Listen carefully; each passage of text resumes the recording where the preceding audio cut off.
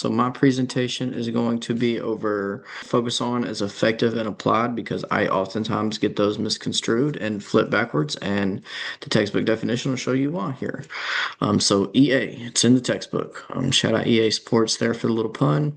But if you look at the Cooper textbook in both, there is socially important listed for effective, socially significant listed for applied. And so reading through these, oftentimes I really, really struggle to tell the difference between these two. So I decided to do my presentation on those two to see if I can make either of those stick. So what I did next was I took them and I broke them into real people words, as I like to say oftentimes. So I took the ABA out of it and just looked up the actual words. So effective in the Webster Thesaurus came up as productive. That kind of helped me click some of the dots with it, while applied, on the other hand, is usable and practical. So when I put the real people words to it and then come back to the ABA world, it helped me.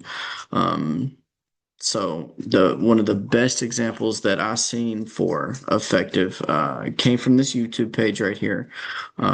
In there, they state that for effective, an example would be requesting a break, but the client is still tantruming. This just means the intervention isn't effective yet. I think that's one of the major keywords there is yet. So you may have to adjust the skill until it replaces the behavior, which will lead to that real world, socially significant result. So effective is more so how did it work? Did the intervention work? That's what would create the social significance. So a non-example would be a client increasing from 10% accuracy up to 15% on a goal. I attached there the clip if you want to see that video for that. As for applied, I found another video, big video guy. And this is more based into the goal selection. So again, effective was, did the intervention work? Did you get to where it should to make a difference for the kid? While applied is more into the goal selection of things. So you're selecting skills and goals that are socially significant and can be applied to the everyday life. A video that I found from Dr. Elliott, she's BCBA, stated that we want to make sure that goals actually change the quality of life for an individual. So a non-example would be something that I would have a lot of fun doing, but I don't think it would be of much benefit to the kid. I actually think I'd be effective teaching this, but I don't think it would make a social significant impact for the kiddo. So if I created a goal to make a kid learn to label all of the MLB team logos, I don't think that would help very many involved. Um, so one of the ways that I like to learn these are by doing practice questions.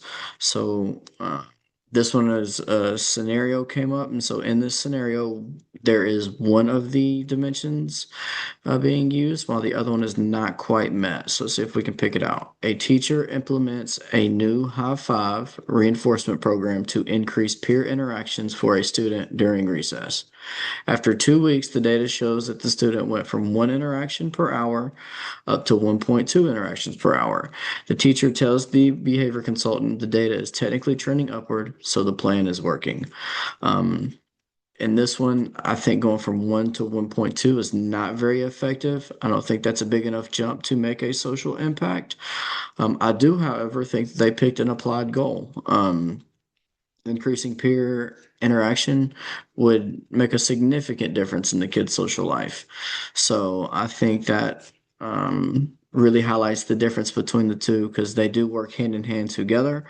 I think that is a caveat that assisted me in learning these is that these two, all of the 7 dimensions, but especially these two, it's not one or the other. They all work together to make effective practice. And here are my references. So thanks.